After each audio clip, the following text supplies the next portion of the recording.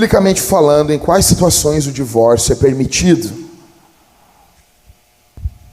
Então, quando Jesus foi indagado sobre o divórcio, os fariseus, indagaram porque Moisés nos permitiu dar carta de divórcio. Jesus deixou bem claro que Moisés permitiu a carta de divórcio por causa da dureza do nosso coração. Ou seja, a gente geralmente tem uma resposta simplista, né? Divórcio é aceito em caso de adultério e abandono. Porém, nós temos que entender que, primeiramente, a vontade de Deus nunca é o divórcio. Deus abomina o divórcio. E, nesses casos, é permitido por causa da dureza do nosso coração. Porém, em primeiro lugar, se a parte ofendida alcançar a graça de Deus, se a graça de Deus alcançar a parte ofendida e quiser continuar com o seu cônjuge, a igreja deve apoiar, a igreja deve orar e aconselhar os dois. Porque na nossa sociedade, ultimamente, a gente só ouve essa resposta simplista. A pessoa foi traída, tem direito de se divorciar. Nem sempre a pessoa traída quer se divorciar. E eu já vi momentos em que a pessoa quer perdoar. Mas ela é boba, está perdoando, ela tem que aceitar. Não, ela não tem. Porém, se a parte ofendida quiser, ela pode perdoar. E isso não é sinal de ser bobo. Isso é um sinal da graça de Deus. O perdão, ele é algo sobrenatural de Deus. E aí, se o Jacques me permite, eu vou tentar contar rapidamente a história da minha tia, que para mim é uma prova assim, do abuso da graça de Deus. Quando eu tinha 10 anos, eu me converti. Quando eu morei muitos anos, quem me criou foi essa minha tia, depois que minha mãe faleceu. Aí eu fui morar com meu pai, e aos 13 anos eu voltei para morar com a minha tia. Nessa época, o meu primo mais velho tinha 14, eu 13, ele 14. A minha tia tinha em torno de 36 ou 37, e o meu tio estava na crise dos 40. E aí ele conheceu uma adolescente de 16 anos. E ele teve um caso extraconjugal com essa adolescente. Então, foi um caos. Aquilo acabou com a minha tia. Ela emagreceu, ela envelheceu, ela ficou em depressão. Foi aí que eu aprendi a cozinhar, porque se eu não tivesse aprendido, ninguém comia na casa. Foi um momento muito triste para todos nós. E esse caso, ele se arrastou por anos. Eu acho assim que uns 4 anos, mais ou menos. E o que acontecia? Ele ia e voltava. Ele não conseguia ficar muito tempo longe da minha tia, mas ele não conseguia se manter fiel também. Então, ele passava mais ou menos uns 2, 3 meses com uma, 2, 3 meses com a outra. 2, 3 meses com uma, 2, 3 meses com a outra.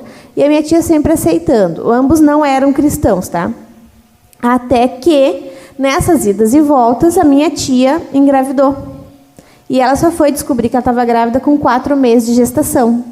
Nisso, nessas idas e voltas, essa moça engravidou também. Hoje, o meu tio tem um filho de 18, ele fez 18 em 28 de agosto, e o outro fez em 28 de julho. Eles têm 1 mês de diferença. E isso foi a gota d'água para minha tia. E eu não escutem até o final da história, tá? Não estou justificando meu tio. Aí eles resolveram se divorciar no papel, porque aquilo para ela foi demais. Antes ela queria matar ele. Ela pegou eu estou poupando arma. vocês de pequenos detalhes, dela tentar matar ele, essas coisas assim. Uma arma, uma arma. Coisinhas pequenas. Detalhes da vida. Detalhezinhos que a gente passou. Então, eu só estou tentando resumir. Então, aí ela se divorciou, né? Estava tentando se divorciar. E aí, durante todo esse tempo, eu morava com ela e eu falava de Jesus para ela, levava ela na igreja, e ela não tinha tomado ainda uma decisão. Até que num domingo eu cheguei da escola dominical e a minha tia estava em prantos na sala e ela disse para mim: eu não aguento mais essa vida, eu quero me entregar para Jesus, eu quero servir Jesus, eu quero que Ele mude a minha vida. E aí nós oramos juntas e aí Jesus encontrou ela. E eles estavam em processo de divórcio. E do outro lado da cidade, sei lá eu onde é que meu tio estava morando, Jesus encontrou aquele pecador. E é muito triste porque eu percebia que ele era um escravo do pecado. Ele não conseguia se libertar. com as forças deles. Ele precisava que alguém viesse e libertasse Ele ele. precisava de um resgate. E o meu tio se converteu. Aí, o moral da história, os dois se converteram, eles começaram a namorar, eles noivaram e casaram em 3 meses. Eles tiveram que assinar os papéis do divórcio porque já tinham encaminhado. Mas eles chegaram a assinar e já estavam namorando. E aí, nesse relacionamento que eles tiveram, esse novo relacionamento, eles se mantiveram puros até o casamento deles. Foi lindo de ver. A gente organizou uma festa, eles casaram no religioso, minha tia tirou buquê, foi... E aí eles, hoje, se tu conhecer eles, ninguém vai dizer que essa história é deles.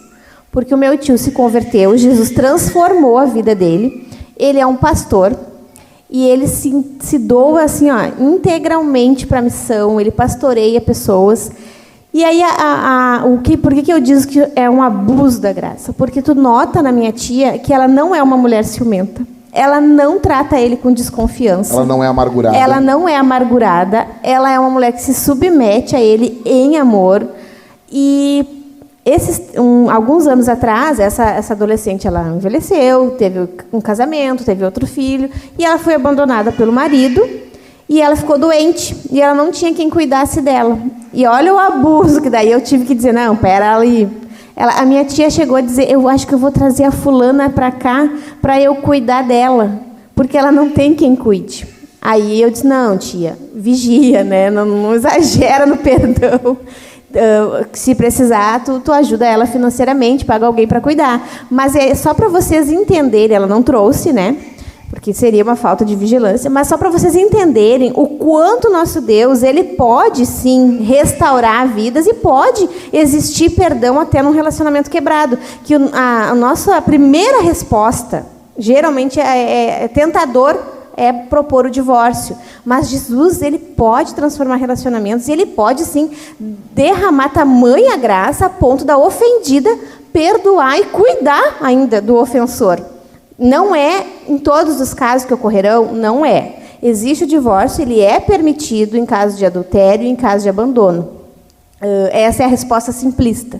Mas a gente sempre, como igreja, tem que ter primeira consciência de que o divórcio é permitido por causa da dureza do nosso coração.